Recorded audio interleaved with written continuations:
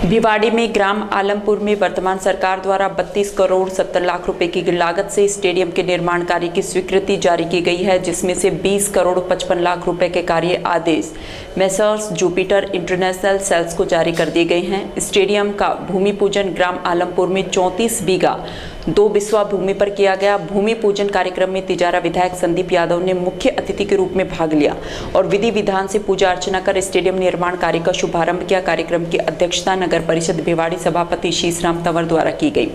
इस दौरान विधायक संदीप यादव ने कहा कि भिवाड़ी में लंबे समय से स्टेडियम की मांग चली आ रही थी और जो कि अति आवश्यक थी, जिसकी स्वीकृति वर्तमान सरकार में जारी की गई है। साथ ही भूमि स्टेडियम के नाम आवंटित कर कार्य भी प्रारंभ किया गया है, जिसमें प्रथम चरण में बैडमिंटन हॉल, मुख्य खेल मैदानों में फुटबॉल, हॉकी, क्रिकेट ट्रैक, आगंतुक दीर्घा, volleyball, basketball, pavilion court, boxing, शौचालय, चार दीवारी सहित अनेक कार्य किए जाने हैं। इस दौरान एडीएम गुंजन सोनी, अधीक्षण अभियंता तैयब खान, अधिशासी अभियंता अशोक मदान, कनिष्ठ अभियंता राजेश यादव, धर्मपाल गुजर, योगेश सैनी, कृष्ण नागर सहित दर्जनों लोग उपस्थित रहे।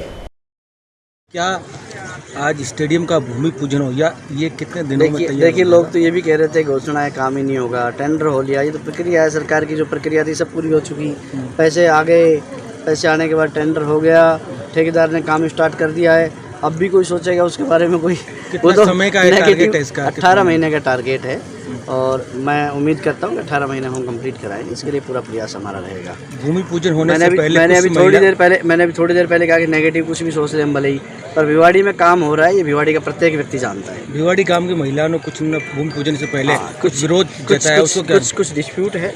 सरकार ने जब ज़मीन एक्वायर की थी उसमें कुछ हमारे काश्तकारों ने मुआवजा नहीं उठाया, वो हमारे यहाँ के स्थानीय लोग ही हैं, उनकी कुछ अपने इश्यूज़ है, कोर्ट में मामला चल रहा है, कोर्ट देखेगा। बाकी जो डिस्प्यूट है उससे अलग हमने प्लानिंग भी उसी की है जो इस विवाद से बाहर की ज़मीन है। तो स्टेडियम की जो ज़मीन है जो विवादों से बाहर है, उसमें प्लानिंग करके एक अच्छे स्टेडियम का निर्माण होने जा रहा है। जो बची हुई ज़मीन है उसके बारे में कोर्ट नहीं है। यहाँ 5 लाख आबादी, सारे सेक्टर सोसाइटी है, तो आज भी ऐसी जगह नहीं थी जहाँ बच्चे प्रैक्टिस करके कुछ कर सके। तो ये बहुत सबकी बात है। अब ये काम कंप्लीट होती, यहाँ से खिलाड़ी उभर के निकलेंगे। आज जगह नहीं थी, तो सभी खिलाड़ियों के लिए शुभकामनाएं मेरे तरफ से। ना हमें कुछ दिए, अब ये हमारी जमीन नहीं ले लेंगे जबरदस्ती, तो हमारे बच्चे उच्चे कहाँ जाएंगे? स्टेडियम की जमीन है उसको ले लो, हम नहीं मना कर रहे, लेकिन हमारी छोड़ दो।